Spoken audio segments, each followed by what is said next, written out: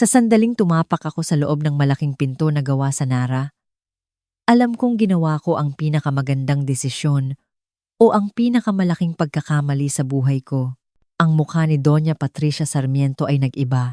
Isang ngiti na may halong pait na para bang nakakagat siya ng limon habang sinusubukang mag-pose para sa isang litrato. Tiningnan niya mula ulo hanggang paa ang suot kong simpleng navy dress, ang aking sapatos na patag, ang hikaw na nabili ko lang sa isang department store, at napanood ko kung paano niya kinakalkula sa isip niya ang halaga ko at nalamang wala akong kwenta.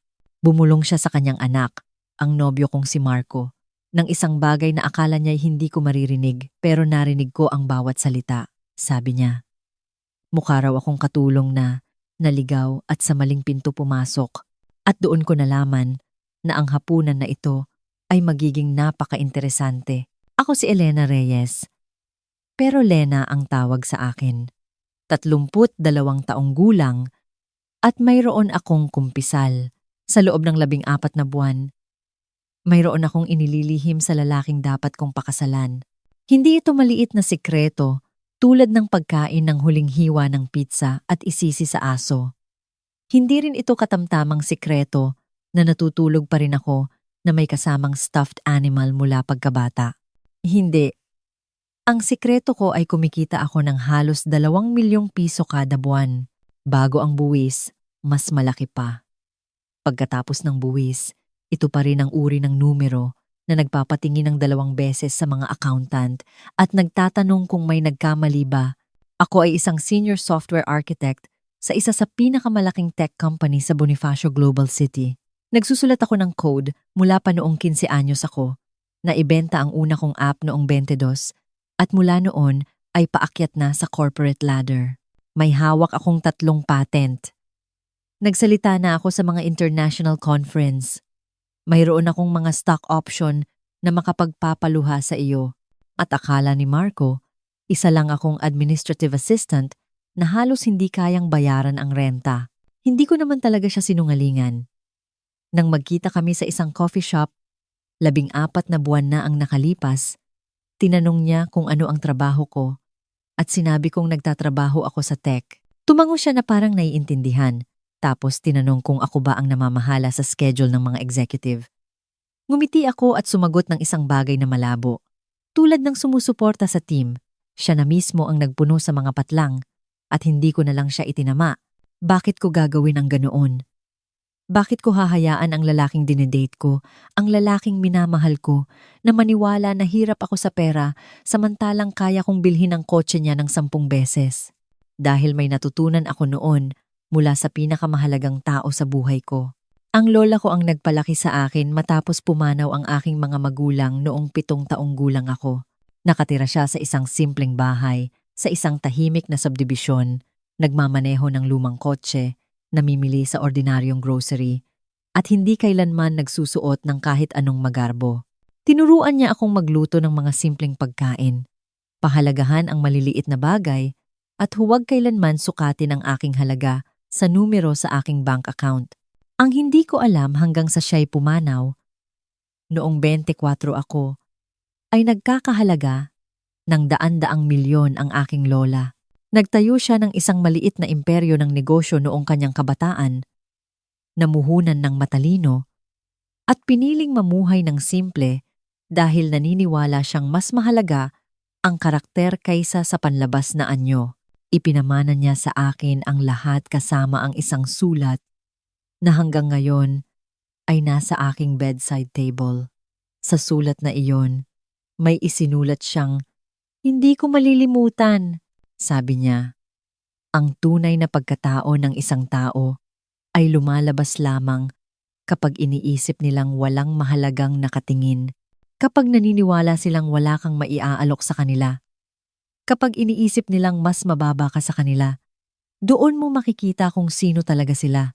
Kaya, nang imbitahan ako ni Marco sa hapunan, sa mansyon ng kanyang mga magulang, nang ipahiwatig niyang maaaring ito na ang gabi kung kailan magiging seryoso ang mga bagay, nang banggitin niyang napakapartikular ng kanyang ina sa mga unang impresyon, gumawa ako ng desisyon. Ibibigay ko sa pamilya Sarmiento ang pagsubok na itinuro sa akin ng aking lola. Magpapakita ako bilang simple at hindi kapansin-pansing babae na inaasahan nila.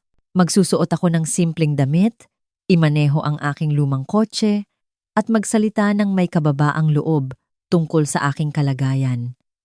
At magmamasid ako. Papanoorin ko kung paano nila tratuhin ang isang taong sa tingin nila ay hindi makakatulong sa kanila. Isang taong sa tingin nila ay mas mababa sa kanila.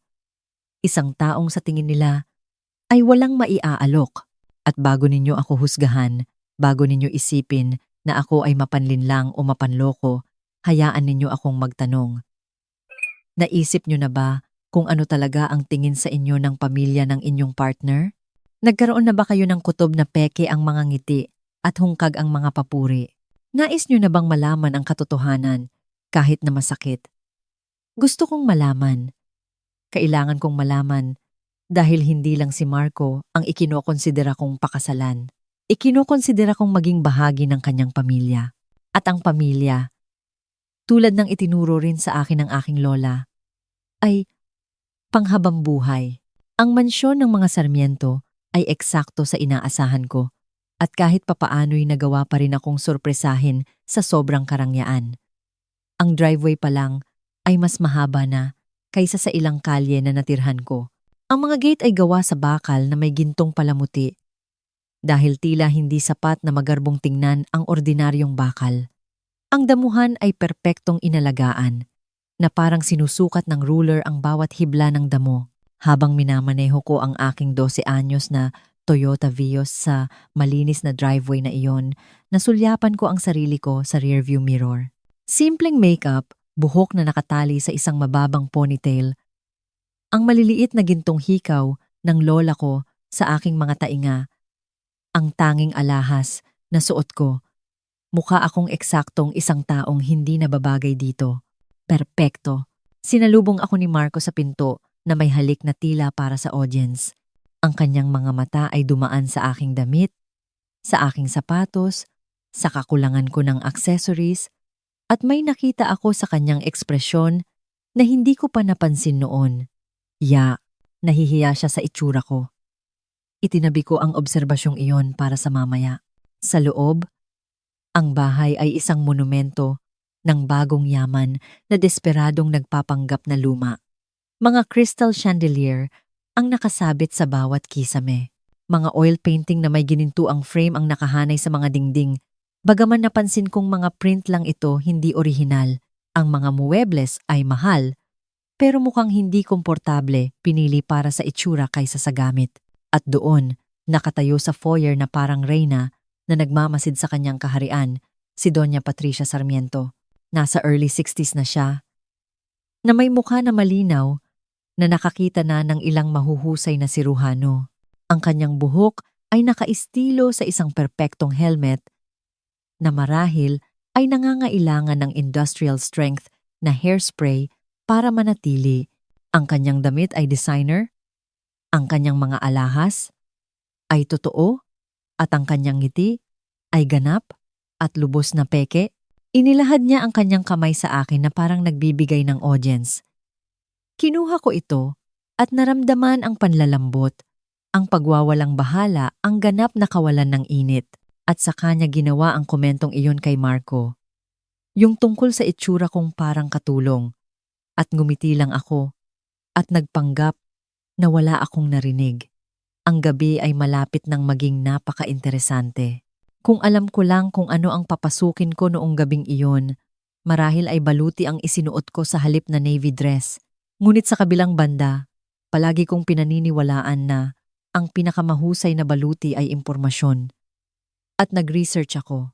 Ang pamilyang Sarmiento ay nagmamay-ari ng isang chain ng mga car dealership sa 3 rehiyon. Hindi ang mga magagarbong luxury brand na nakikita mo sa mga pelikula, kundi mga disenteng mid-range na sasakyan na para sa mga ordinaryong pamilya. Ang ama ni Marco, si Don Ricardo, ay minana ang negosyo mula sa kanyang sariling ama at ginugol ang huling 30 taon. Sa pagpapalawak nito, si Patricia ay nagpakasal sa pamilya sa edad na 23 at agad na sinimulan ang pag-akyat sa social ladder na may determinasyon ng isang babaeng alam na alam kung ano ang gusto niya. Mayroon silang 2 anak. Si Marco, ang aking nobyo, ay 34 at nagtatrabaho bilang marketing manager sa isang kumpanyang walang kinalaman sa negosyo ng pamilya. Ito raw ay isang masakit na punto para kay Don Ricardo na umaasang ang kanyang anak ang magmamana ng mga dealership at nandiyan si Vivian, ang mas matandang kapatid, na 38 at tinatrato ang yaman ng pamilya na parang sarili niyang alkansya. Natagpuan ko ang lahat ng ito sa pamamagitan ng mga pampublikong talaan, social media at ilang mga Google search. Nakakita ako ng mga larawan ng mga mararangyang party, mga society event at mga charity gala. Nabasa ko ang mga artikulo tungkol sa philanthropy ni Patricia, bagaman sa mas malapitang pagtingin, karamihan sa kanyang mga donasyon ay may kasamang malalaking tax benefits at publicity opportunities. Walang anuman dito ang naghanda sa akin para makilala si Vivian ng personal. Dumating siya ng 20 minuto na huli na malalaman ko sa kalaunan na kanyang signature move. Mas mahalaga ang paggawa ng entrance kaysa sa pagiging magalang sa oras ng ibang tao. Pumasok siya sa sala na suot ang isang damit na mas mahal pa kaysa sa buwan ng upa ng karamihan sa mga tao na may mga diamanteng tumutulo mula sa kanyang mga tainga at leeg na para bang nahulog siya sa isang tindahan ng alahas. Ang kanyang pagbati sa akin ay isang salita lamang na inihatid na may init ng isang nagyayelong isda. Hello. Hindi hello. Nice to meet you. Hindi hello. Marami nang naikwento sa amin si Marco tungkol sa iyo. Hello lang, na may bahagyang pag-angat ng labi na nagpapahiwatig na may naamoy siyang hindi kaaya-aya. Ngumiti ako at nagsabing hello rin. Humarap siya sa kanyang ina at nagsimula ng isang usapan na sadyang hindi ako isinama. Tinatalakay ang isang charity event at kung natanggal na ba ang florist para sa gulo noong nakaraang buwan. Nakatayo lang ako doon, hawak ang baso ng tubig na inalok sa akin. Pakiramdam ko'y kasing welcome ng isang vegetarian sa isang steakhouse. Si Marco ay paikot-ikot sa malapit. Mukhang hindi komportable, ngunit walang sinasabi. Iyon ang pangalawang obserbasyon na itinabi ko. Si Don Ricardo Sarmiento ay ibang klase. Siya ay isang malaking tao. Ang tipo na marahil ay atleta noong kanyang kabataan, ngunit sumuko na sa mga kaginhawahan ng yaman. Kinuha niya ang aking kamay na may hawak na dapat ay kahanga-hanga, ngunit parang pagod lang. Ang kanyang mga mata ay matalas. Bagaman, may isa pang bisita sa hapunan, isang taong hindi ko inaasahan. Isang mas matandang Ginoo na nagngangalang Ricardo Velasco na ipinakilala bilang isang matandang kaibigan ng pamilya at kasosyo sa negosyo. Tinawag nila siyang Tito Ricky. Nasa late 60s na siya. May pilak na buhok at matalas na mga mata na tila walang nakakalampas. Nang kunin niya ang aking kamay, ang kanyang tingin ay nanatili sa aking mukha na may kislap ng pagkilala na ikinalito ko. Kilala ko ba siya? Nagkita na ba kami dati? Hindi ko siya matandaan at wala siyang sinabi. Ngunit sa buong gabi, nahuhuli ko siyang nakatitig sa akin na may parehong nagtatakang ekspresyon. Dinala kami ni Patricia sa dining room na pinalamutian na parang isang taong binigyan ng walang limitasyong budget at zero taste.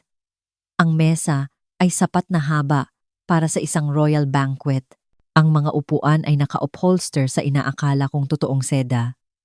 At kasama sa mga place setting ang mas maraming tinidor kaysa sa nakita ko sa labas ng isang restaurant supply store. Binilang ko sila. Mayroong 6 na tinidor sa bawat pwesto.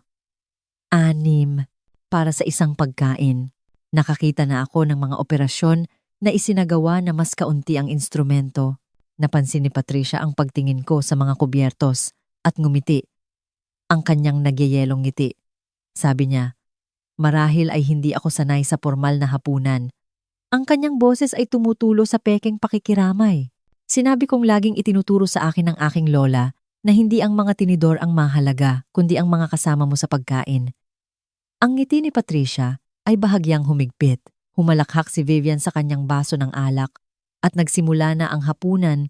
Ang unang kurso ay isang uri ng sopas na hindi ko matukoy, ngunit marahil ay mas mahal bawat mangkok kaysa sa aking lingguhang budget sa grocery. Ginamit ni Patricia ang oras na ito upang simulan ang tinatawag kong interrogation. Sinabi ko, isang maliit na bayan sa Laguna na totoo. Nagtanong siya tungkol sa aking pamilya. Sinabi ko, ang lola ko ang nagpalaki sa akin. Na totoo rin. Nagtanong siya kung ano ang ginagawa ng aking mga magulang. Sinabi kong pumanaw na sila noong bata pa ako. Gumawa si Patricia ng isang tunog na dapat ay pakikiramay. Ngunit lumabas na parang tunog ng baradong lababo. Sabi niya, gaano kahirap iyon? Lumaki ng walang tamang gabay. Sinabi ko, ibinigay ng aking lola ang lahat ng gabay na kailangan ko. Sumandal si Vivian, ang kanyang mga diamante ay sumasalamin sa liwanag mula sa chandelier. Tinanong niya kung ano ang trabaho ng aking lola. Sinabi kong siya ay isang negosyante, bahagyang tumaas ang kilay ni Vivian. Tinanong niya kung anong uri ng negosyo. Sinabi ko, maliliit na negosyo. Walang masyadong exciting. Ang totoo, syempre, ay nagtayo ang aking lola ng isang kumpanya na kalaunan ay naibenta niya sa halagang daan-daang milyon. Ngunit hindi iyon ang uri ng katotohanan na magsisilbi sa aking layunin ngayong gabi. Lumipat si Patricia sa susunod na paksa. Nagtanong siya tungkol sa aking kasalukuyang trabaho. Sinabi kong, nagtatrabaho ako sa tech. Nagtanong siya kung sekretarya ako. Sinabi kong mas nasa support role ako. Tumango si Patricia na may pagkaalam na para bang kinumpirma nito ang lahat ng napagdesisyonan na niya tungkol sa akin. Sabi niya, mabuti iyon dahil bawat team ay nangangailangan ng support staff. Si Marco ay hindi mapakali sa kanyang upuan, ngunit wala pa ring sinasabi. At doon nagpa siya si Vivian na banggitin si Alessandra. Alessandra. Ang pangalan ay bumagsak sa usapan na parang bato sa tahimik na tubig. Nagpapadala ng mga alon sa buong mesa. Sinabi ni Vivian ang pangalan ng kaswal na para bang binabanggit niya ang panahon o ang kalidad ng sopas. Sabi niya, nakasalubong niya si Alessandra noong nakaraang linggo. Na napakabuti ng kalagayan nito, na ang negosyo ng pamilya nito ay umuunlad. May kumislap doon, mabilis na itinago. Pagkakasala? Kaba? Nawala ito? Bago ko matukoy. Kinuha ni Patricia ang usapan na may sigla ng isang taong naghihintay sa pagkakataong ito. Sabi niya, si Alessandra ay palaging isang napakagandang babae. Napakagaling. Napakabagay sa lifestyle ng kanilang pamilya. Siya ay naging kasintahan ni Marco sa loob ng 3 taon. Alam ko ba iyon? Sinabi kong hindi. Ngumiti si Patricia. Sabi niya, sayang daw, nang maghiwalay sila, inaasahan ng lahat na sila ang magkakatuluyan. Ang pamilya ni Alessandra ay nagmamay-ari ng isang kumpanya ng importasyon na nagbebenta ng mga luxury vehicle na magiging perpektong tugma para sa mga dealership ng Sarmiento. Malinaw ang implikasyon. Si Alessandra ang tamang pagpipilian. Ako ay hindi. Tumingin ako sa paligid ng dining room at napansin sa unang pagkakataon na may mga litrato sa dingding sa likod ko.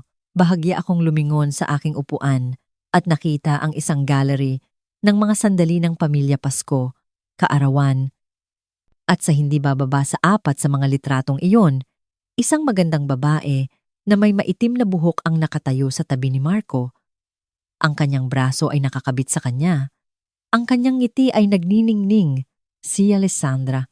Sinundan ni Patricia ang aking tingin at walang sinabi. Ngunit ang kanyang kasiyahan ay halos mahahawakan.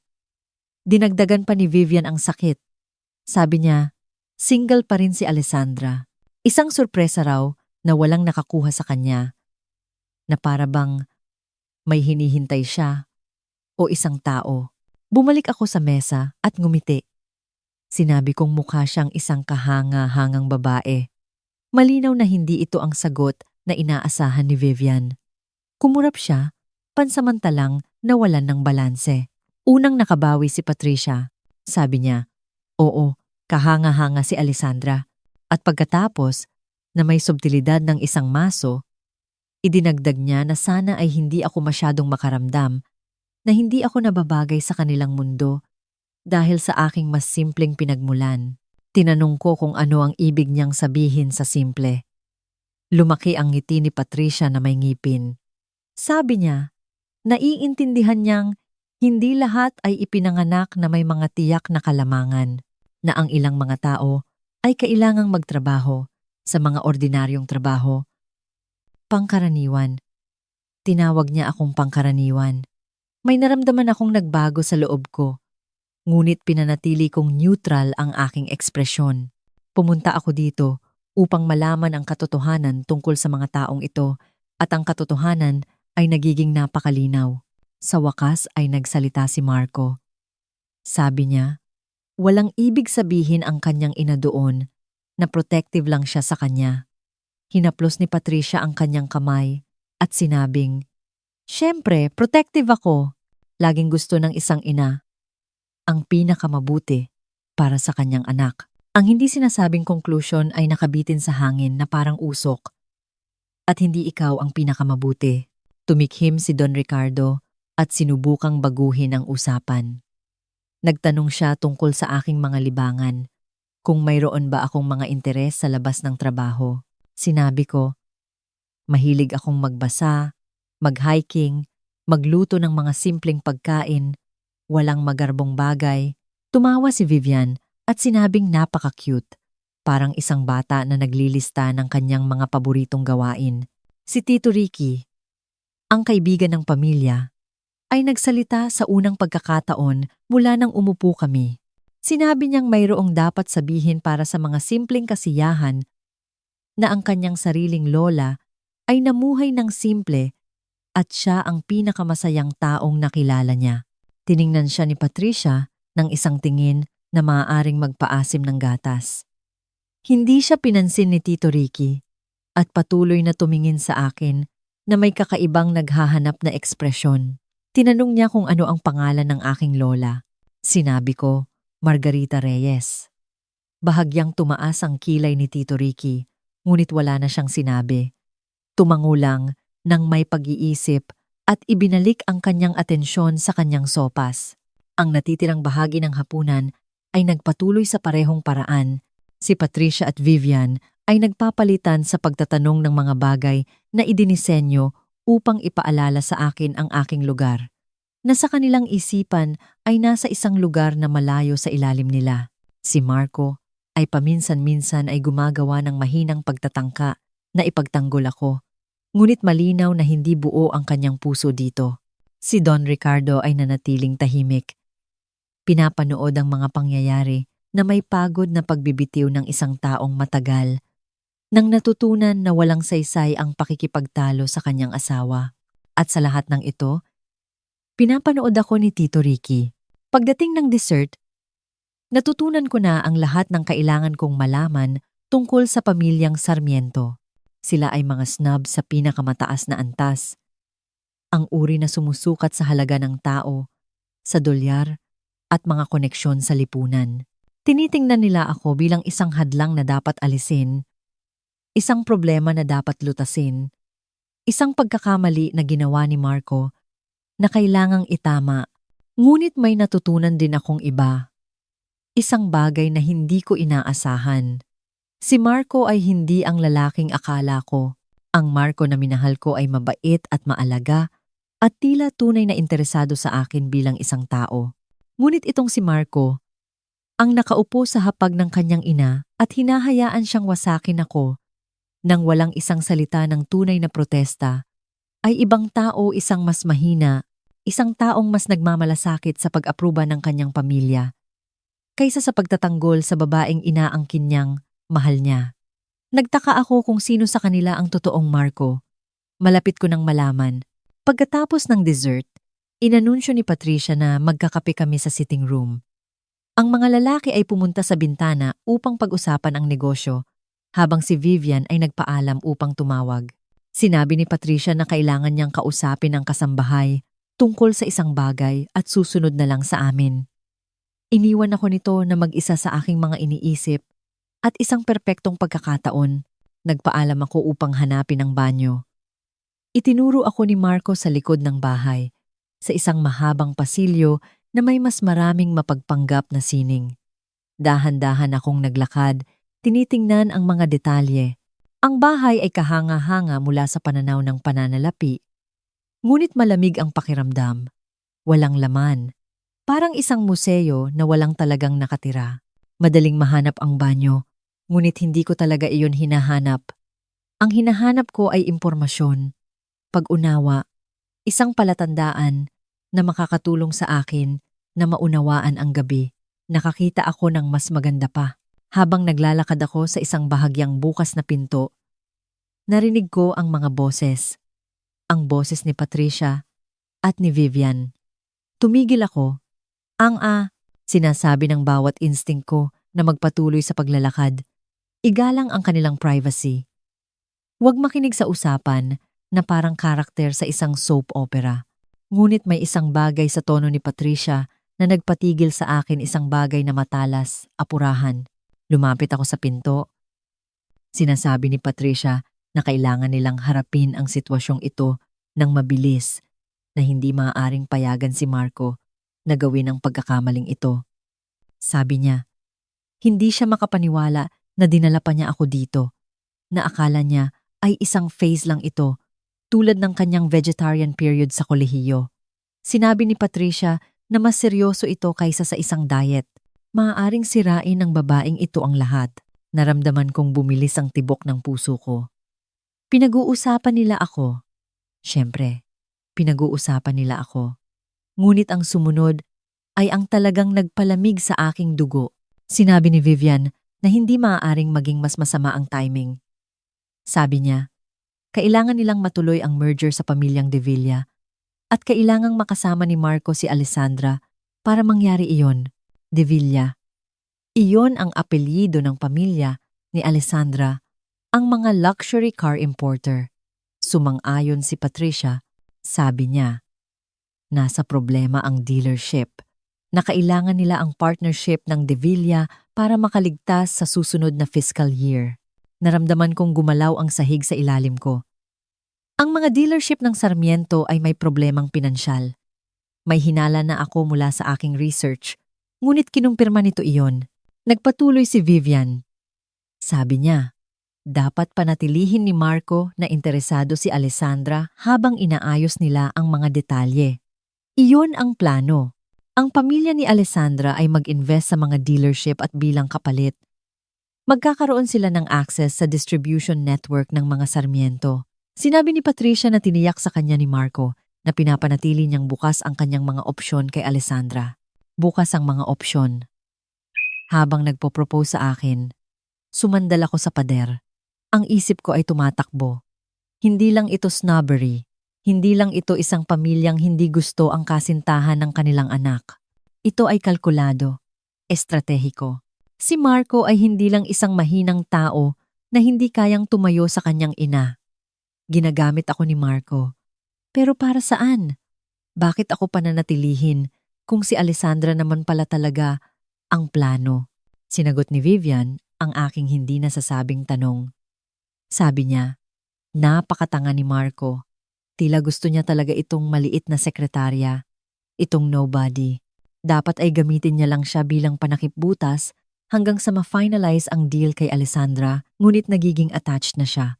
Isang panakipbutas. Iyon ang ako. Isang panakipbutas. Isang distraction. Isang taong magpapanatiling abala kay Marco habang inaayos ng pamilya ang kanilang mga business arrangement. Sabi ni Patricia, haharapin nila ito, sabi niya. Gagawin nila ang engagement announcement ngayong gabi, ipakomit si Marco sa publiko sa babaeng ito at pagkatapos ay hahanap ng paraan para paghiwalayin sila bago ang kasal. Kapag nakuha na nila si Alessandra, makakadiskubre sila ng isang terribleng sikreto tungkol sa akin na magiging dahilan para tapusin ang engagement, nagtanong si Vivian. Anong terribleng sekreto? Sabi ni Patricia. Iimbento sila kung kinakailangan. Nakatayo ako sa pasilyong iyon na nagyeyelo. Nakikinig sa dalawang babae na nagpaplano ng pagkawasak ng aking relasyon na parang nagpaplano sila ng isang dinner party. At pagkatapos ay may sinabi si Vivian na lalong nagpasama sa lahat. Sabi niya, "At least, masyadong tanga ang babae para maghinala ng anuman na magaling ang pinili ni Marco sa aspetong iyon. Siya ay inosente, mapagtiwala, marahil ay nagpapasalamat lang na napansin siya ng isang tulad ni Marco." Tumawa si Patricia at sumang-ayon. Umatras ako mula sa pinto, tahimik na naglakad pababa ng pasilyo. Nanginginig ang aking mga kamay, ngunit hindi sa sakit, kundi sa galit. Akala nila tanga ako. Akala nila inosente ako. Akala nila desperado ako sa pag-ibig kaya't tatanggapin ko ang anumang mumuna ihagis nila sa akin. Wala silang ideya kung sino ang kanilang kinakalaban. Natagpuan ko ang banyo, naghilamos ng malamig na tubig sa aking mukha at tiningnan ang sarili ko sa salamin. Ang babaeng nakatingin pabalik sa akin ay hindi wasak. Hindi siya nagdadalamhati, nag-iisip siya. Pumunta ako dito ngayong gabi para subukan ang pamilya ni Marco. At sila ay bumagsak ng husto. Ngunit inihayag ng pagsubok ang isang bagay na hindi ko inaasahan. Si Marco mismo ay bahagi ng problema. Hindi lang siya nahuli sa pagitan ko at ng kanyang pamilya. Aktibo niya akong niloloko. Ang tanong ngayon ay kung ano ang gagawin tungkol dito. Maaari ko siyang harapin. Maaari akong lumabas doon ngayon at sabihin sa lahat kung ano mismo ang narinig ko. Maaari akong gumawa ng eksena. Ilantad ang kanilang mga plano at iwanan ang bahay na ito magpakailanman. Ngunit iyon ay masyadong madali, masyadong mabilis. Itatapon nila ako bilang emosyonal, dramatiko, mapait. Sasabihin nila sa kanilang sarili na pinatutunayan ko lang ang kanilang punto tungkol sa akin. Hindi. Kung sasagutin ko ang pagtataksil na ito, gagawin ko ito sa aking paraan, sa aking mga tuntunin, na may isang plano na hindi nila kailanman makikita. Itinuro sa akin ng aking lola ang maraming bagay, ngunit isang aral ang nangingibabaw sa lahat. Sabi niya, kapag minamaliit ka ng isang tao, binigyan ka nila ng isang regalo, ang regalo ng sorpresa. Kagagaling lang sa akin, nina Patricia at Vivian, ng pinakadakilang regalo sa lahat. Wala silang ideya kung ano ang kaya kong gawin. Inayos ko ang aking makeup, pinakinis ang aking buhok, at bumalik sa sitting room na may ngiti sa aking mukha. Nagsisimula pa lang ang laro. Pagbalik ko sa sitting room, may nagbago. Bahagyang inayos ang mga muebles, binago ang ilaw. Si Patricia ay nakatayo sa tabi ng fireplace na may hitsura ng halos hindi maitagong pag-asam. Si Don Ricardo ay nakaposisyon malapit sa pintuan, mukhang hindi komportable. Si Vivian ay nagpapanggap na sinusuri ang isang painting. Ngunit nahuli ko siyang sumusulyap kay Marco na may ngisi at si Marco ay nakatayo sa gitna ng silid. Mukhang kinakabahan. Masyadong kinakabahan. Lumingon siya nang pumasok ako. At ang kanyang mukha ay nagpakita ng isang ngiti na dapat ay mapagmahal. Lumapit siya sa akin. Kinuha ang aking mga kamay. At sinabing may gusto siyang itanong sa akin. Naramdaman kong sumasara ang bitag sa paligid ko. Sinabi ni Marco na alam niyang hindi pa kami matagal na magkasama. At ang kanyang pamilya ay maaaring medyo nakaka-overwhelm sa una. Ngunit sinabi niyang alam niya kung ano ang gusto niya. Sabi niya, gusto niya ako. At pagkatapos, ay lumuhod siya. Ang singsing na inilabas niya ay malaki at marangya, eksakto ang uri ng bagay na aaprubahan ni Patricia. Ang brilyante ay malabo, ang pagkakalagay ay hindi pantay. Ito ang uri ng singsing na mukhang kahanga-hanga sa madilim na ilaw. Ngunit magpapakita ng mga kapintasan nito sa matinding liwanag ng araw. Tinanong ako ni Marco kung papakasalan ko siya. Sa likod niya, si Patricia ay nagniningning. Malinaw na ito ang plano. Ang unang hakbang sa kanilang estratehiya. Ikumit si Marco sa publiko sa akin. Pagkatapos ay humanap ng paraan para itapon ako mamaya. Samantala, Gagamitin nila ang engagement para panatilihing naghihintay si Alessandra? Iwinawagayway ang pangako ni Marco habang inaayos nila ang kanilang mga business arrangement. Naintindihan ko ang lahat ng ito sa isang iglap. Naintindihan ko rin na mayroon akong pagpipilian. Maari akong magsabi ng hindi. Maari kong tanggihan ang proposal na ito mula sa isang lalaking gumagamit sa akin sa harap ng isang pamilyang kinasusuklaman ako. Maaari akong umalis na buo ang aking dignidad at hindi na sila makita muli. Ngunit iyon ay magtatapos sa kwento ng masyadong maaga. Inisip ko ang narinig ko sa pasilyo. Inisip ko ang kanilang mga plano na mag-imbento ng isang iskandalo tungkol sa akin. Inisip ko kung paano nila ako tinitingnan bilang tanga, inosente, disposable, at inisip ko kung gaano kasarap ipakita sa kanila kung gaano sila nagkakamali. Kaya sinabi kong oo. Isinuot ni Marco ang singsing sa aking daliri at nagsimulang pumalakpak si Patricia na parang nasa isang palabas sa teatro. Nag-alok si Vivian ng kanyang pagbati na may init ng isang umaga ng Enero sa Alaska. Kinamayan ni Don Ricardo si Marco at sinabing magaling ang ginawa niya. Nakita ako ni Tito Ricky. Mula sa kabilang panig ng silid, may isang bagay sa kanyang ekspresyon. Isang bagay na may alam, na parang naghihinala siyang may ilan pang kabanata ang kwentong ito. Ngumiti ako sa kanya at ngumiti rin siya pabalik. Ang natitirang bahagi ng gabi ay lumipas sa isang kalabuan ng champagne at mga peking pagbati. Pinag-usapan ni Patricia ang pagpaplano ng engagement party. Tinalakay ni Vivian ang mga venue. Binanggit ni Don Ricardo ang mga oportunidad sa negosyo na maaaring lumabas mula sa pagsasama ng aming mga pamilya. Bagaman natigilan siya rito, malinaw na hindi sigurado kung ano ang maaaring dalhin ng aking pamilya sa mesa. Nanatiling malapit sa akin si Marco, ginagampanan ang papel ng isang tapat na nobyo na may nakakagulat na paninindigan. Kung hindi ko narinig ang sinabi ng kanyang ina at kapatid, maaaring naniwala ako, ngunit narinig ko. At hindi ko malilimutan, nang sa wakas ay natapos ang gabi, inihatid ako ni Marco sa aking kotse. Malamig at malinaw ang hangin sa gabi. At sa isang sandali, nakatayo lang kami doon sa driveway na nagtitinginan.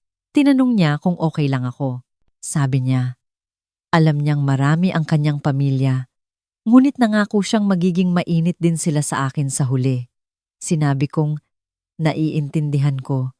Sabi ko, pagod lang ako. Hinalikan niya ako ng good night. At umalis ako mula sa mansyon ng mga Sarmiento na may singsing niya sa aking daliri at isang plano na nabubuo sa aking isipan. Kinabukasan, sinimulan ko ang aking research. Kung may isang bagay na itinuro sa akin ng aking trabaho, ito ay ang kapangyarihan ng impormasyon, data, dokumentasyon. Ginugugol ko ang aking mga araw sa pagsusuri ng mga sistema, paghahanap ng mga kahinaan, pag-optimize ng mga solusyon. Gagamitin ko ngayon ang parehong mga kasanayan sa pamilyang Sarmiento at ang nahanap ko sa mga sumunod na araw ay kinumpirma ang lahat ng narinig ko at higit pa, ang mga dealership ng Sarmiento ay talagang may problemang pinansyal. Hindi lang isang magaspang na patch, kundi seryosong mga problema sa istruktura.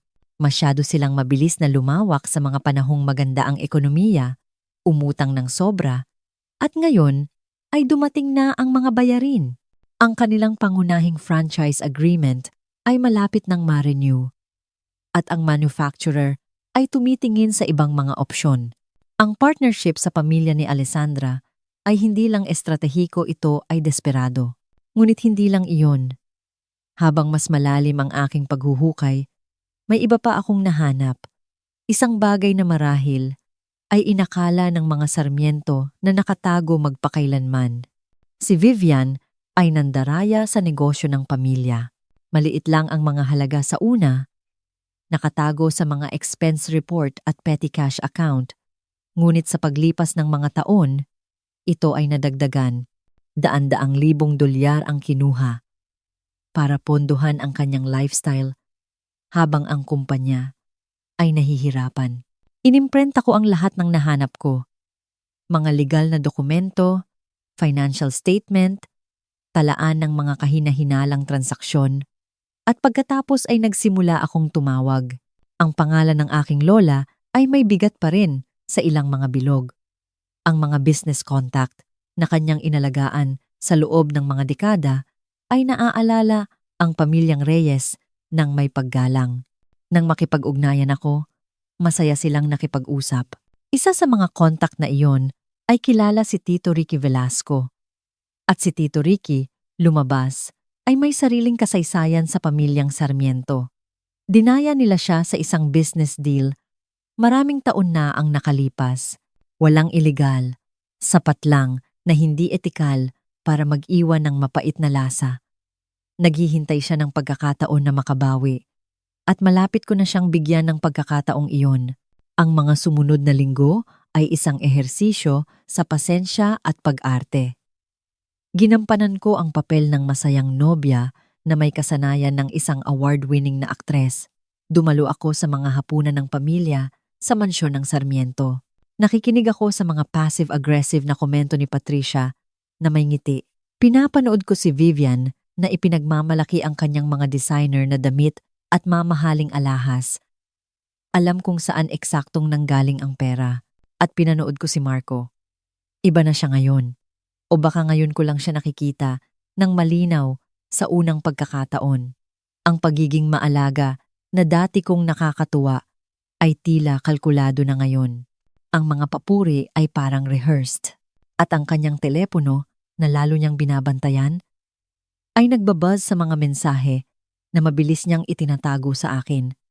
Alam ko kung sino ang nagte-text sa kanya.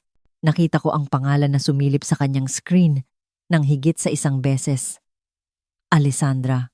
Isang gabi, sinabi ko kay Marco na magtatrabaho ako ng late. Sa halip, pumarada ako malapit sa restaurant kung saan dapat niyang makilala ang isang kliyente. Hindi siya nakikipagkita sa kliyente, nakikipagkita siya sa kanya. Pinanood ko sa bintana habang magkasama silang nakaupo sa isang sulok na mesa.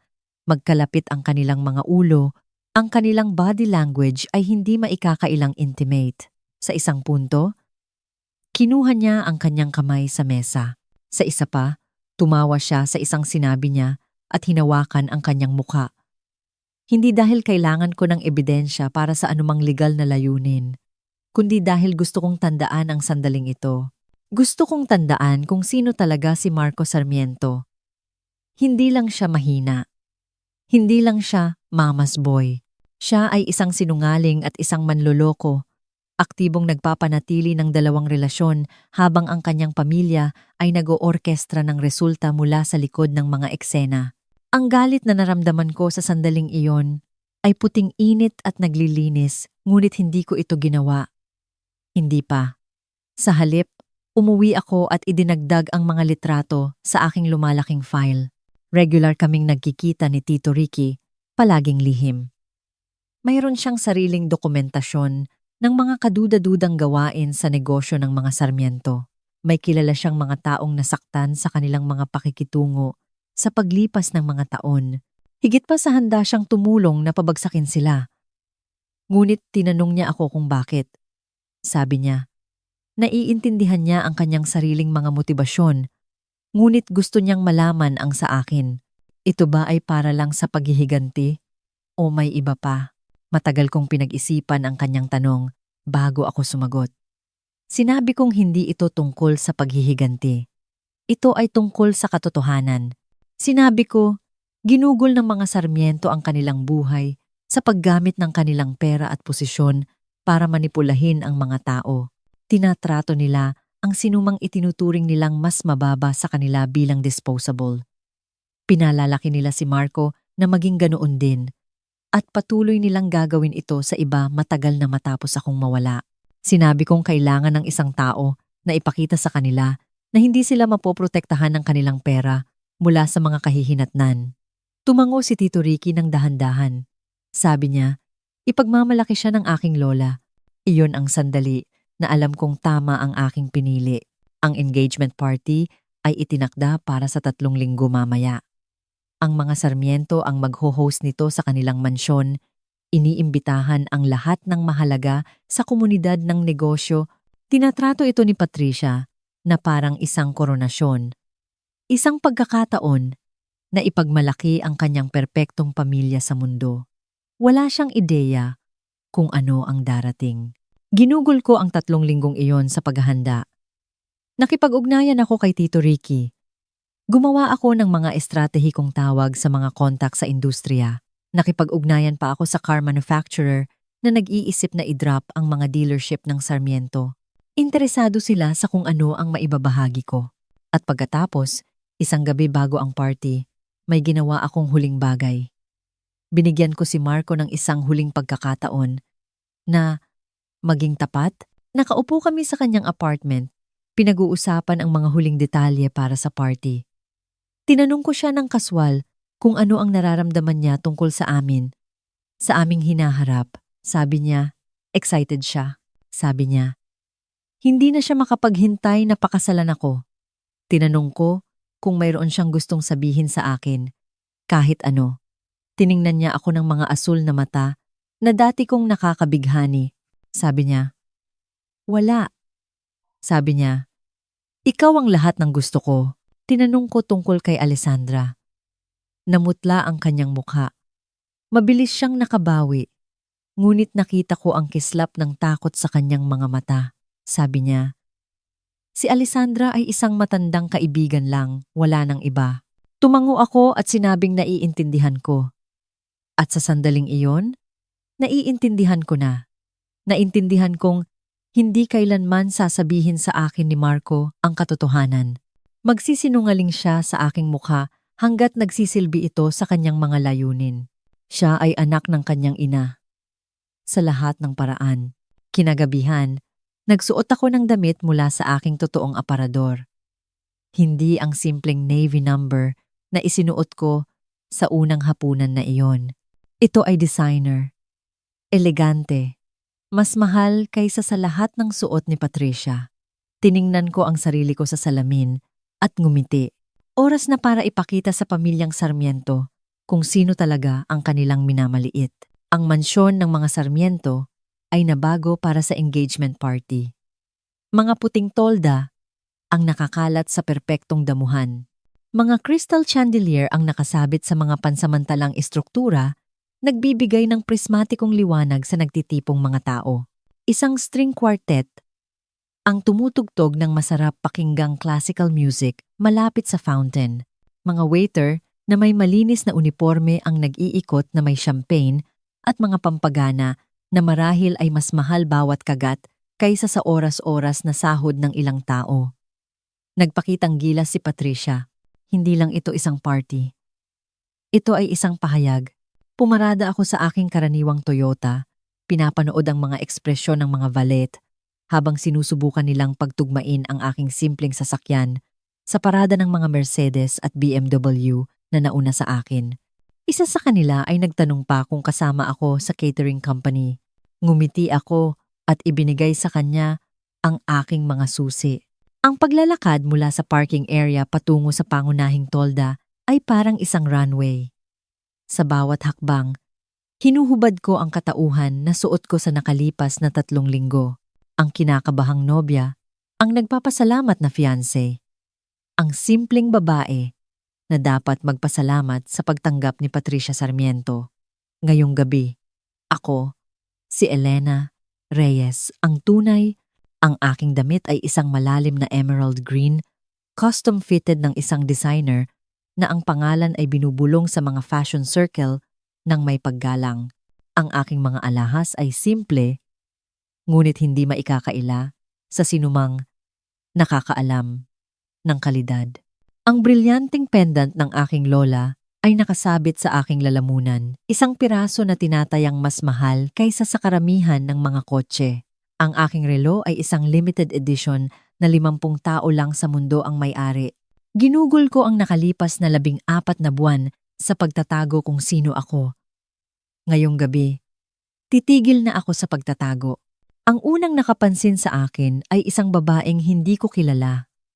Asawa o nobya ng isang tao na nakatayo malapit sa pasukan ng pangunahing tolda. Tumingin siya sa akin, napatingin ulit, at pagkatapos ay may ibinulong sa kanyang kasama. Nagpatuloy ako sa paglalakad. Ang pangalawang nakapansin ay si Don Ricardo Sarmiento. Binabati niya ang mga bisita malapit sa bar. Ginagampanan ang kanyang tungkulin bilang host na may pagod na sigasig ng isang taong mas gugustuhing manood ng golf. Nang makita niya ako, ang kanyang malugod na ngiti ay nagyelo. Ang kanyang mga mata ay naglakbay mula sa aking mukha patungo sa aking damit, sa aking mga alahas at pabalik, at napanood ko ang pagkalito na pumalit sa kanyang sanay na hospitalidad. Nag-good evening ako at nagpasalamat sa kanya sa pag-host ng napakagandang party. Nag-stammer siya ng isang bagay tungkol sa pagiging masaya na nakarating ako. Ang kanyang mga mata ay sinusubukan pa ring lutasin ang palaisipan na ipinakita ko.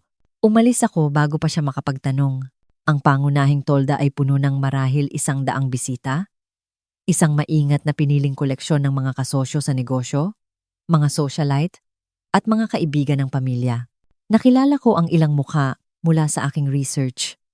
Ang regional manager mula sa car manufacturer, ilang mga may-ari ng kakumpetensyang dealership, isang mamamahayag mula sa lokal na business publication. At doon, naghahari malapit sa champagne fountain, si Doña Patricia Sarmiento. Nakasuot siya ng isang cream-colored na gown na marahil ay nagkakahalaga ng malaking halaga. Bagaman malinaw na off the rack sa kabila ng kanyang mga pagsisikap na imungkahi na hindi. Ang kanyang mga alahas ay kahanga-hanga sa normal na pamantayan, ngunit hindi kapansin-pansin sa pamantayan ng tunay na yaman. Tumatawa siya sa isang sinabi ng isa sa kanyang mga bisita. Ang kanyang ulo ay nakahilig sa likod sa sanay na paraan na nagpapahiwatig na natutunan niyang magpanggap na natutuwa sa finishing school. Hindi pa niya ako nakikita. Kumuha ako ng isang baso ng champagne mula sa isang dumadaang waiter at naglakad sa gitna ng mga tao. Humihinto upang ipakilala ang aking sarili sa ilang mga bisita. Bawat interaksyon ay sumusunod sa parehong pattern. Pagkalito sa aking hitsura. Sorpresa kapag binanggit kong ako ang nobya ni Marco. Panibagong pagkalito kapag ang aking damit, alahas, at kilos ay hindi tumutugma sa anumang sinabi sa kanila tungkol sa akin. Kumakalat ang balita. Nakikita ko ito sa mga bulungan, sa mga pasulyap, sa mga teleponong lihim na tinitingnan habang sinusubukan ng mga tao na alamin kung sino talaga ako. Sa wakas ay narating ko ang bilog ni Patricia habang tinatapos niya ang isang kwento tungkol sa kanyang kamakailang gawaing kawanggawa. Lumingon siya upang batiin ang bagong dating gamit ang kanyang karaniwang nagyayelong ngiti, at pagkatapos ang kanyang mukha ay dumaan sa isang kamangha-manghang pagbabago. Una pagkalito, pagkatapos pagkilala, pagkatapos hindi paniniwala, pagkatapos ay isang bagay na maaaring takot. Sinabi niya ang aking pangalan na parang isang tanong. Sinabi ko, "Magandang gabi, Patricia," at nagpasalamat sa kanya sa pag-organisa ng napakagandang party. Ang kanyang mga mata ay mabilis na gumagalaw, kinukuha ang bawat detalye ng aking hitsura. Ang damit na mas mahal pa sa kanyang buwanang budget sa bahay, ang pendant na na-feature sa isang jewelry magazine, ang relo na marahil ay hindi pa niya nakita sa labas ng isang advertisement. Tinanong niya kung saan ko nakuha ang mga ito. Ang kanyang boses ay maingat na kinokontrol, ngunit hindi maitago ang panginginig sa ilalim. Sinabi kong ito ay ilang piraso lang na itinabi ko para sa isang espesyal na okasyon. Lumitaw si Vivian sa tabi ng kanyang ina. Ipinatawag ng isang hindi nakikitang signal ng pagkabalisa. Tiningnan niya ako, at ang kanyang ekspresyon ay dumaan sa parehong paglalakbay na dinaanan ni Patricia. Pagkalito, pagkilala, hindi paniniwala. Ngunit mas mabilis na nakabawi si Vivian. Sabi niya, "Interesting ang damit." Ang kanyang boses ay tumutulo sa pekeng tamis. Tinanong niya kung ito ay nirentahan. Sinabi ko sa kanya ang pangalan ng designer. Sinabi kong kaibigan ko siya na gumawa nito para sa akin. Ang pangalan ng designer ay tumama kay Vivian na parang isang pisikal na suntok. Ito ay isang taong nagbibihis sa mga celebrity na may waiting list na taon ang haba, na hindi gumagawa ng mga damit para sa mga administrative assistant, na halos hindi kayang bayaran ang kanilang renta. Binuksan niya ang kanyang bibig para sumagot, ngunit walang lumabas. Nagpaalam ako upang hanapin si Marco. Habang naglalakad ako palayo, narinig kong may ibinulong si Patricia kay Vivian tungkol sa pag-alam kung ano ang nangyayari. Narinig ko ang nalilitong sagot ni Vivian. Sinasabing wala siyang ideya, na ito ay walang katuturan. Ngumiti ako sa sarili ko at nagpatuloy sa paglalakad. Ang unang yugto ng gabi ay kumpleto na. Naitanim na ang binhi ng pagdududa. Ngayon, oras na para hayaan itong lumago. Si Marco ang nakahanap sa akin bago ko siya mahanap. Lumabas siya mula sa isang grupo ng mga bisita malapit sa bar. Ang kanyang mukha ay maputla at ang kanyang mga mata ay malapad. Malinaw na narinig niya ang mga bulungan, nakita ang mga tingin. Sinubukang pagtugmain ang babaeng nakatayo sa harap niya, sa babaeng akala niya ay kilala niya. Tinanong niya kung ano ang nangyayari. Tinanong niya kung saan ko nakuha ang damit, ang mga alahas, ang pagbabago. Tinanong niya kung bakit ako mukhang ibang-iba. Sinabi kong, ganito talaga ako. Tinitigan niya ako. At napanood ko ang isang bagay na nagbago sa likod ng kanyang mga mata. Hindi pag-unawa. Mas parang unang bitak sa isang pader na nagtatago ng isang hindi komportableng katotohanan. Tinanong niya kung maaari kaming mag-usap ng pribado. Sinabi kong mamaya na. Sinabi kong, ito ang aming engagement party. Kailangan naming asikasuhin ang mga bisita. Bago pa siya makatutol, kinuha ko ang kanyang braso at dinala siya sa isang grupo ng mga kasosyo sa negosyo. Ito ang mga lalaki at babae na nagpapatakbo ng industriya ng sasakyan sa aming rehiyon. Ang mga taong ang opinyon ay talagang mahalaga sa kaligtasan ng dealership ng mga Sarmiento. Pinapanood nila ang aking pagdating nang may hindi maitagong pag-usisa. Ipinakilala ko ang aking sarili nang maayos sa pagkakataong ito. Ibinigay ko ang aking buong pangalan, Elena Reyes, at binanggit ang aking posisyon sa aking kumpanya. Napanood ko ang pagbabago ng kanilang mga ekspresyon nang makilala nila ang pangalan ng kumpanya, nang mapagtanto nila kung sino talaga ako. Isa sa kanila, isang lalaking may pilak na buhok na nagpapatakbo ng isang kakompetensyang chain ng dealership, ay nagsabing, narinig na niya ako. Sabi niya, ang kanyang pamangkin ay nagtatrabaho sa tech at nabanggit ang aking pangalan kaugnay ng ilang mga makabagong software solution. Sinabi kong, napakabait niya. Isa pang bisita, isang babae na namamahala sa mergers and acquisitions para sa isang malaking investment firm, ay nagtanong kung kamag-anak ko si Margarita Reyes. Sinabi kong lola ko siya. Tumaas ang kilay ng babae. Sabi niya, ang lola ko ay isang kahanga-hangang negosyante. Sabi niya, ang pangalang Reyes ay may malaking bigat pa rin sa ilang mga financial circle. Nararamdaman kong naninigas si Marco sa tabi ko. Wala siyang ideya kung ano ang ibig sabihin ng lahat ng ito. Hindi siya kailanman nagtanong tungkol sa aking pamilya. Bukod sa mga pinakamababaw na tanong, inakala niyang ang pagiging mahirap ay nangangahulugang hindi mahalaga at hindi siya nag-abala na tumingin ng mas malalim. Pagkakamali niya, nagpatuloy ang gabi. At sa bawat pag-uusap, lalong kumalat ang katotohanan. Nag-uusap ang mga tao, tinitingnan ang kanilang mga telepono, kinukumpirma ang mga detalye. Ang naratibo ay nagbabago sa ilalim ng mga paa ng mga Sarmiento at hindi nila alam kung paano ito pigilan. Dumating si Tito Ricky mga 1 oras pagkatapos ng party. Natagpuan niya ako malapit sa Rose Garden.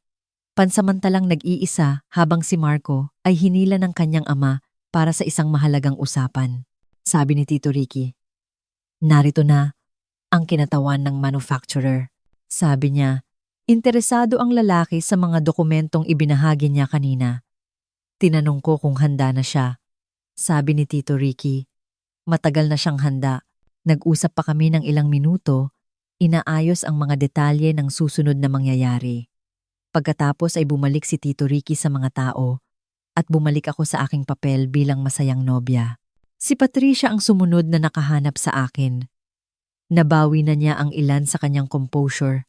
Bagaman nakikita ko ang tensyon sa paligid ng kanyang mga mata, hinila niya ako sa isang tabi na may hawak na mas malakas kaysa sa kinakailangan at hiniling na malaman kung ano ang ginagawa ko. Tinanong ko kung ano ang ibig niyang sabihin. Sabi niya, alam ko kung ano ang ibig niyang sabihin.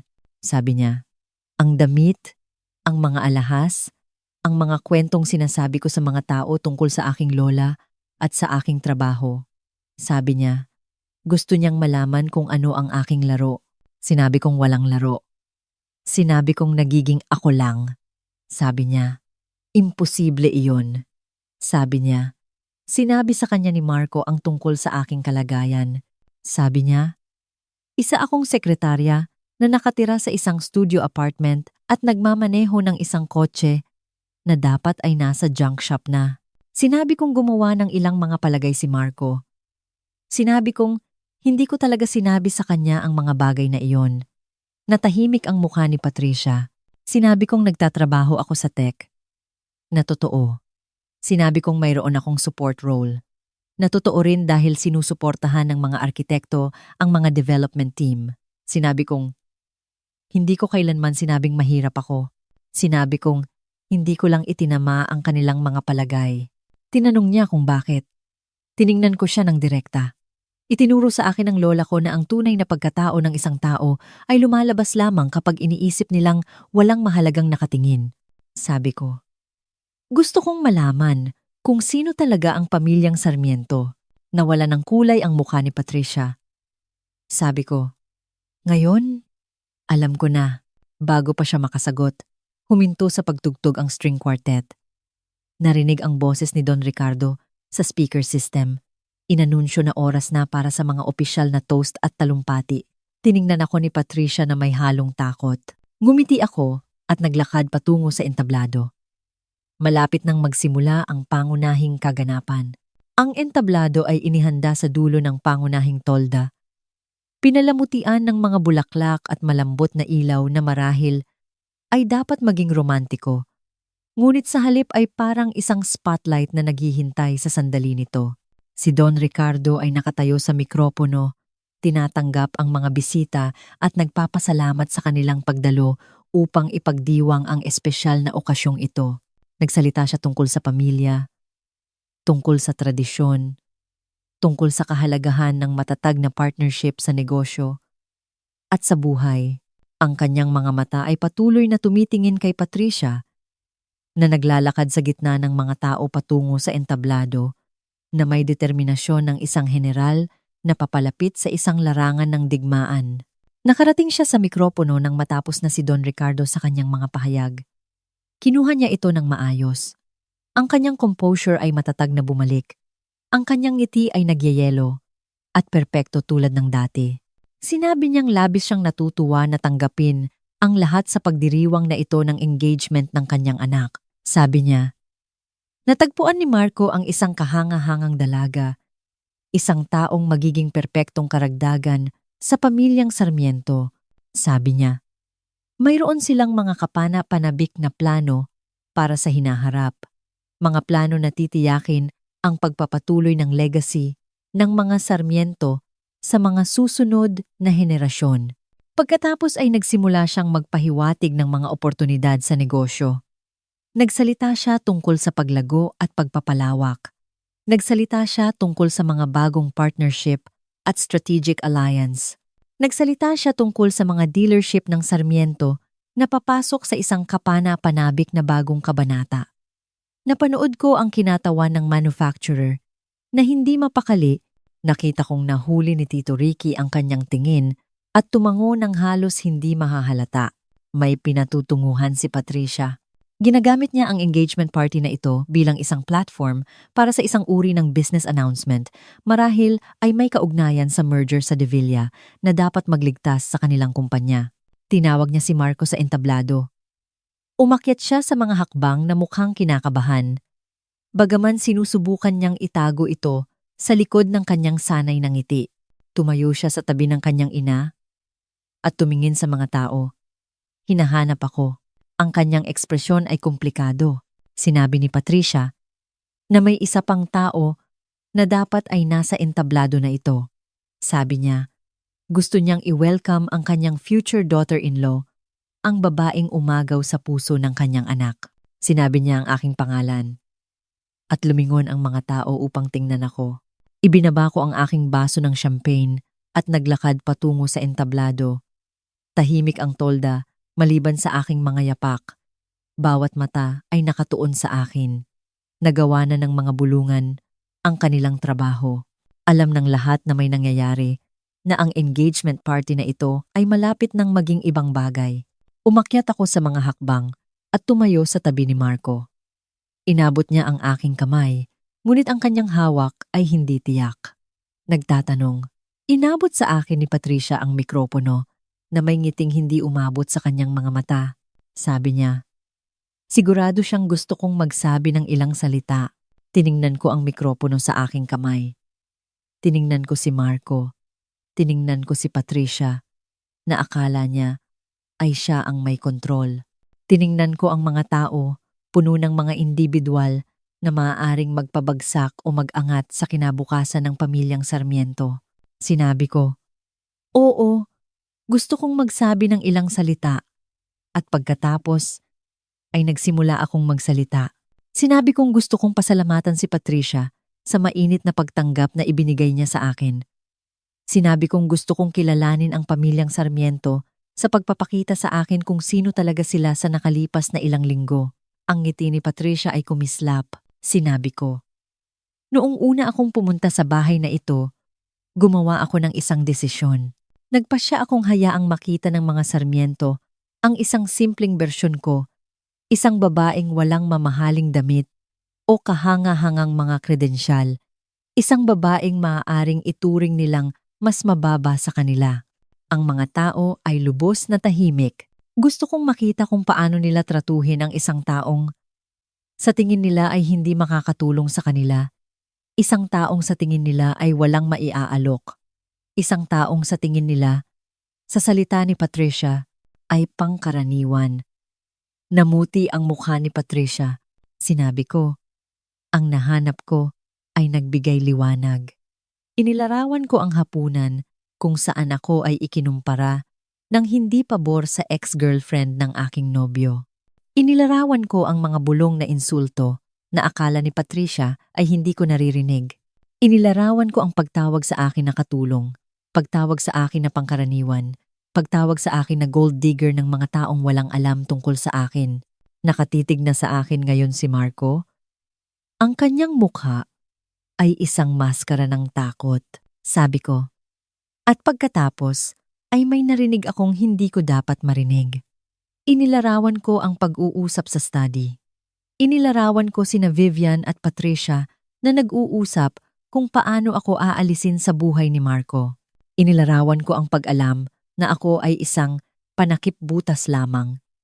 Isang taong magpapanatiling abala kay Marco habang inaayos ng pamilya ang kanyang tunay na kinabukasan kay Alessandra de Villa. Umalingaw-ngaw ang mga bulungan sa mga tao. Natuklasan ko na ang mga dealership ng Sarmiento ay nasa malubhang problemang pinansyal. Nalaman kong desperado sila para sa isang merger sa pamilyang de Villa para makaligtas.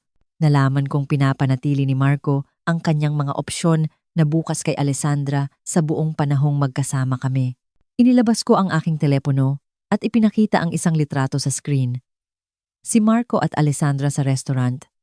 Magkahawak kamay sa mesa. Ito ay kinuha 2 linggo na.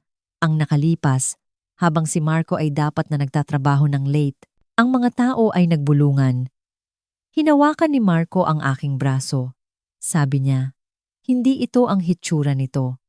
Sabi niya, maipapaliwanag niya. Sinabi kong naipaliwanag na niya.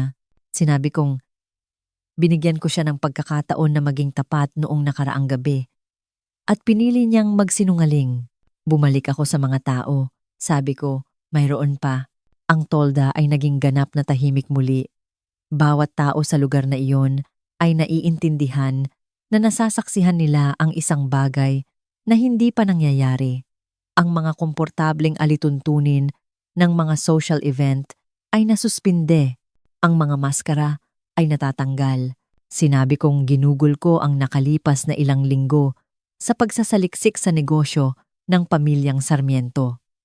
Sabi ko, may nahanap akong mga interesanteng bagay. Binanggit ko ang mga financial record, ang sobrang utang, ang bumababang benta, ang franchise agreement na malapit nang matapos. Naging kulay abo ang mukha ni Don Ricardo. Sinabi kong may nahanap din akong ebidensya ng isang bagay na mas seryoso. Tiningnan ko ng direkta si Vivian na nakatayo malapit sa likod ng tolda, nagyeyelo, na parang isang usa na nahuli sa mga headlight. Si Vivian Sarmiento ay nandaraya sa kumpanya ng pamilya sa loob ng maraming taon. Sabi ko, maliit lang ang mga halaga sa una, ngunit lumaki sa paglipas ng panahon. Ang kabuuan ngayon ay nasa daan-daang libong dolyar. Lumingon ang asawa ni Vivian upang tingnan siya na may ekspresyon ng purong pagkabigla. Sumigaw si Vivian na iyon ay kasinungalingan. Sabi niya, wala akong pruweba. Sabi niya, isa lang akong mapait na babae na sinusubukang sirain ang kanilang pamilya. Lumapit si Tito Ricky mula sa mga tao. Sabi niya, mayroon siyang pruweba.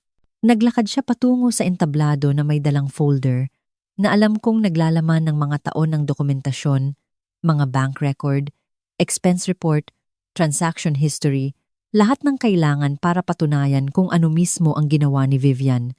Ibinigay niya ang folder sa kinatawan ng manufacturer na lumapit sa entablado na may hitsura ng isang taong ang pinakamasamang hinala ay kinukumpirma, sabi ni Tito Ricky. Matagal na niyang hinihintay ang sandaling ito. Sabi niya, dinaya siya ng mga Sarmiento sa isang business deal 15 taon na ang nakalipas at hindi niya ito nakalimutan. Sabi niya, nang lumapit si Lena sa kanya na may ebidensya ng kanilang kasalukuyang mga pagkakamali, masaya siyang nag-ambag ng kanyang nalalaman. Nahanap ni Patricia ang kanyang boses. Sabi niya, ito ay keterlaluan. Sabi niya, wala kaming karapatan na gumawa ng mga akusasyong ito. Sabi niya, idedemanda niya kami para sa paninirang puri. Sinabi kong malugod siyang subukan. Sinabi kong lahat ng ibinahagi ko ay dokumentado at mapapatunayan. Sinabi kong ang mga financial record ay pampublikong impormasyon na magagamit ng sinumang nakakaalam kung saan titingin. Sinabi kong ang ebidensya ng pandaraya ni Vivian ay pinagsama-sama mula sa mga mapagkukunan na tatayo sa anumang korte. Tiningnan ko si Marco, na nakatayo pa rin sa tabi ko. Mukhang isang taong gumuho na ang buong mundo. Sabi ko, may isa pang bagay. Inabot ko at tinanggal ang engagement ring mula sa aking daliri. Ang malabong brilyante ay sumalo sa liwanag.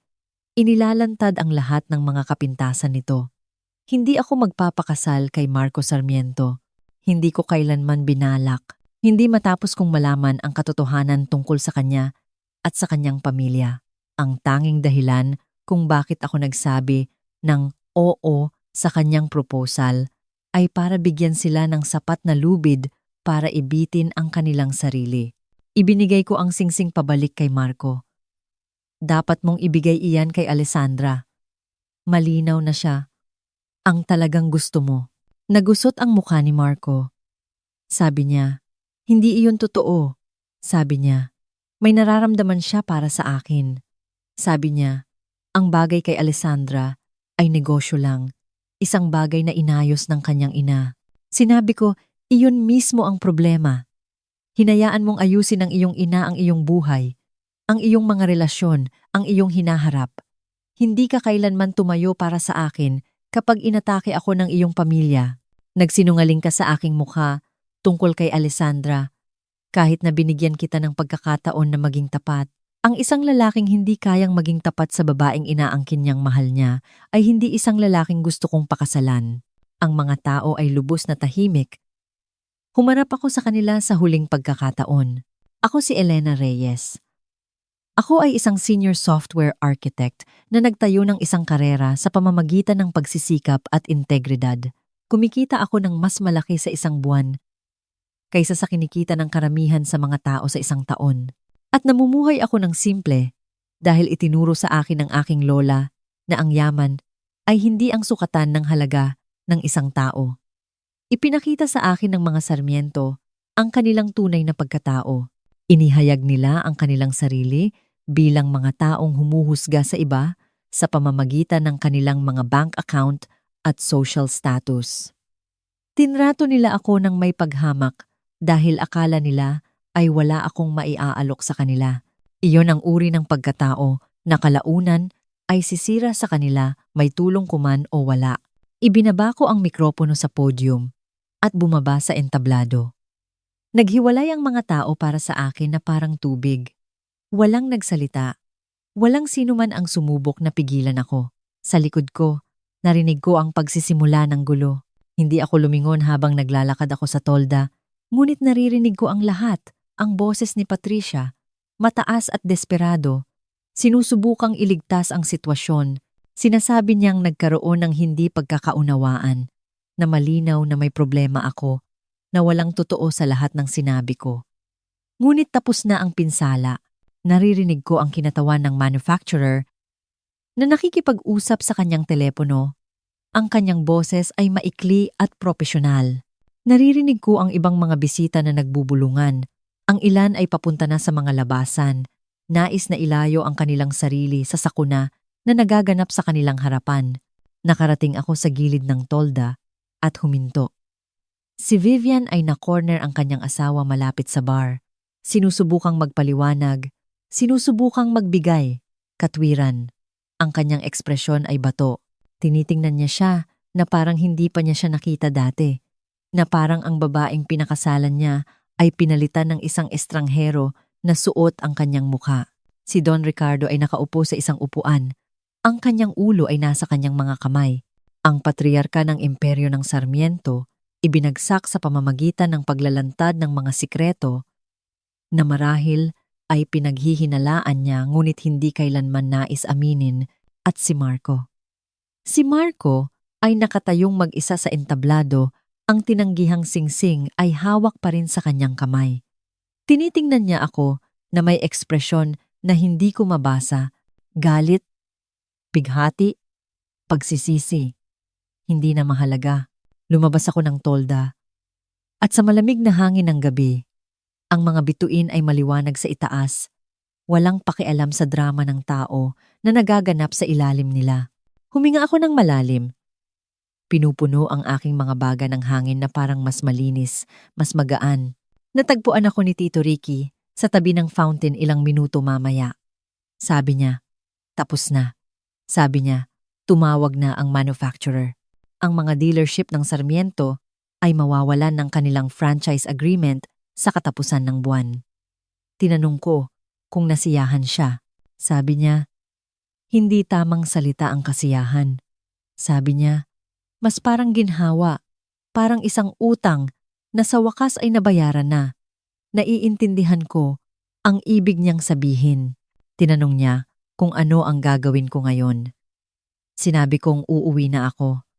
Sinabi kong matutulog ako ng mahimbing sa unang pagkakataon sa loob ng ilang linggo. Sinabi kong gigising ako bukas at ipagpapatuloy ang pagbuo ng buhay na nilikha ko para sa aking sarili, ang buhay na walang kinalaman kay Marco Sarmiento o sa kanyang pamilya. Tumango si Tito Ricky. Sabi niya, ipagmamalaki ako ng aking lola ngayong gabi. Naramdaman kong may tumulong luha sa aking mga mata, hindi inaasahan at hindi kanais-nais. Sabi ko, sana nga po. Iniabot niya sa akin ang isang business card.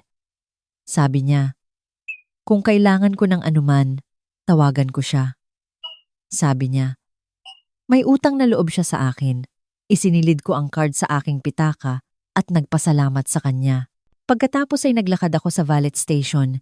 Kinuha ang aking lumang Toyota mula sa isang napakanalilitong attendant at umalis mula sa mansyon ng mga Sarmiento sa huling pagkakataon.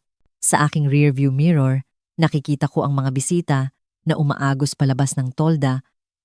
Ang party ay nagiging gulo. Nakikita ko si Patricia na kumakaway ng ligaw. Sinusubukan pa ring kontrolin ang isang naratibo na ganap nang nawala sa kanyang hawak. Ibinalik ko ang aking mga mata sa kalsada at hindi na lumingon muli. Tahimik ang biyahe pa uwi. Hindi ko binuksan ang radyo. Hindi ako tumawag sa sinuman. Nagmaneho lang ako sa gabi. Hinahayaan ang mga milya na maglagay ng distansya sa pagitan ko at ng lahat ng nangyari nang sa wakas ay makarating ako sa aking simpleng apartment. Naupo ako sa kotse nang matagal bago pumasok. Inisip ko si Marco, ang lalaking pinaniwalaan ko at ang lalaking naging siya. Inisip ko kung gaano ako kalapit na magpakasal sa kanya, na itali ang aking buhay sa kanya. Inisip ko ang aking lola at ang aral na itinuro niya sa akin tungkol sa karakter at halaga. At inisip ko ang hinaharap ang aking hinaharap. Ang bubuuin ko para sa aking sarili, sa aking sariling mga tuntunin, kasama ang mga taong nagpapahalaga sa akin kung sino ako sa halip na kung ano ang maibibigay ko sa kanila. Bumaba ako ng kotse at pumasok. Ang aking apartment ay maliit at simple, tulad ng gusto ko. Nagtimpla ako ng isang tasa ng tsaa, nagpalit mula sa aking designer na damit, at naupo sa tabi ng bintana. Suot ang aking luma at komportableng robe. Ang mga ilaw ng lungsod ay kumikinang sa ibaba ko. Libu-libong buhay na nagaganap sa libu-libong mga bintana. Isa lang ako sa kanila. Walang espesyal, walang pambihira. At iyon mismo ang gusto ko. Isang linggo makalipas, nakaupo ako sa aking mesa sa kusina na may kape sa umaga nang mag-buzz ang aking telepono na may news alert. Ang headline ay, Sarmiento Automotive. Nahaharap sa pagsasara matapos ang franchise termination. Binasa ko ang artikulo ng dahan-dahan, sinisip-sip ang mga detalye. Opisyal na tinapos ng manufacturer ang kanilang partnership sa mga dealership ng Sarmiento, binanggit ang mga alalahanin tungkol sa pamamahala sa pananalapi at mga etikal na gawain. Kung walang franchise agreement, hindi makakabenta ng mga bagong sasakyan ang mga dealership. Kung walang benta ng mga bagong sasakyan, hindi makakaligtas ang negosyo. Binanggit sa artikulo na ilang mga dating kasosyo sa negosyo ang lumantad na may sariling mga reklamo tungkol sa mga gawain ng pamilyang Sarmiento. Binanggit nito na isang panloob na investigasyon ang nagsiwalat ng mga financial irregularities na ngayon ay sinusuri ng mga awtoridad. Binanggit nito na si Vivian Sarmiento ay hiniling na bumaba sa kanyang posisyon sa kumpanya habang naghihintay ng karagdagang pagsisiyasat. Hindi ako binanggit. Hiniling ko kay Tito Ricky na ilayo ang aking pangalan dito at tinupad niya ang kahilingang iyon. Ang kwento ay tungkol sa mga pagkakamali ng mga Sarmiento mismo, hindi tungkol sa babaeng naglantad sa kanila. Hindi ko gusto ang katanyagan o pagkilala. Gusto ko lang na lumabas ang katotohanan. At nangyari iyon. Tinapos ko ang aking kape at tumingin sa paligid ng aking maliit na kusina. Ang parehong kusina, kung saan ako nakaupo isang buwan na ang nakalipas. Nang una akong magmaneho, patungo sa mansyon ng mga Sarmiento upang makilala ang pamilya ni Marco. Ang parehong kusina kung saan ako gumawa ng desisyon na subukan sila upang makita kung sino talaga sila sa ilalim ng kanilang makintab na ibabaw. Marami nang nagbago mula noon at marami ang nanatiling pareho. Nagbuzz muli ang aking telepono. Sa pagkakataong ito, isang text mula kay Marco. Sabi niya, kailangan niya akong makita. Sabi niya, maipapaliwanag niya ang lahat. Sabi niya, nagkamali siya, ngunit mahal pa rin niya ako. Nagtanong siya kung maaari kaming magkita para sa kape, para lang mag-usap. Tiningnan ko ang mensahe ng matagal. Pagkatapos ay binura ko ito nang hindi sumasagot. Ang ilang mga pinto, kapag nagsara, ay dapat manatiling sarado. Tumayo ako at naglakad sa aking bintana. Tinitingnan ang pagsikat ng araw sa lungsod. Magiging isang magandang araw ito, isang araw para sa mga bagong simula, para sa pagsulong, para sa pagbuo ng isang bagay na mas mahusay. Ang pendant ng aking lola ay nakasabit sa aking lalamunan, mainit sa aking balat. Hinawakan ko ito ng marahan, iniisip ang babaeng nagturo sa akin ng lahat ng alam ko tungkol sa karakter at halaga. Namuhay siya ng simple, hindi dahil kailangan niya, kundi dahil naiintindihan niyang ang mga bagay na tunay na mahalaga ay hindi nabibili. Pag-ibig, integridad, paggalang sa sarili, ang kaalaman na kumilos ka ayon sa iyong mga prinsipyo kahit na mas madaling magkompromiso. Inakala ng mga Sarmiento na mabibili nila ang kanilang daan sa buhay. Naniniwala silang ang pera at katayuan ay gumawa sa kanila na mas mahusay kaysa sa lahat, may karapatang tratuhin ang mga tao sa anumang paraan na gusto nila ng walang kahihinatnan. Nagkamali sila. Tumalikod ako mula sa bintana at naghanda para sa trabaho. Ang aking regular na trabaho, sa aking regular na kumpanya, ginagawa ang trabahong mahal ko kasama ang mga taong gumagalang sa akin para sa aking mga kasanayan at karakter sa halip na sa aking bank account. Ang kwento ng pamilyang Sarmiento ay magpapatuloy sa mga darating na linggo at buwan. Magkakaroon ng mga investigasyon at legal na paglilitis. Magkakaroon ng mga kahihinatnan at reperkusyon. Ang imperyo na kanilang itinayo sa pundasyon ng kayabangan at panlilinlang ay guguho bawat piraso. Ngunit iyon na ang kanilang kwento ngayon, hindi ang sa akin. Ang aking kwento ay nagsisimula pa lang at isusulat ito sa aking sariling mga tuntunin, sa aking sariling mga salita. Iyon ang katotohanang dinala ko sa bawat sandali ng nakalipas na buwan. Ang halaga ng isang tao ay hindi nasusukat sa kanilang bank account o sa kanilang social status o sa opinyon ng mga taong tulad ni Patricia Sarmiento. Nasusukat ito sa kanilang karakter, sa mga pagpipilian na ginagawa nila kapag walang nakatingin, sa paraan ng kanilang pagtrato sa mga taong walang magagawa para sa kanila. Ang mga Sarmiento ay ganap na bumagsak sa pagsubok na iyon. At sa wakas, ay natagpuan ko ang sagot na hinahanap ko. Ang sagot ay hindi ko kailangan ang kanilang pag-apruba, hindi ko kailangan ang pag-ibig ni Marco, hindi ko kailangan ang pagpapatunay ng sinuman. Para malaman ang aking sariling halaga, alam ko na kung sino ako, at sapat na iyon. Kung ang kwentong ito ay umantig sa iyo, sana'y maibahagi mo ito sa isang taong maaaring kailangan din itong marinig.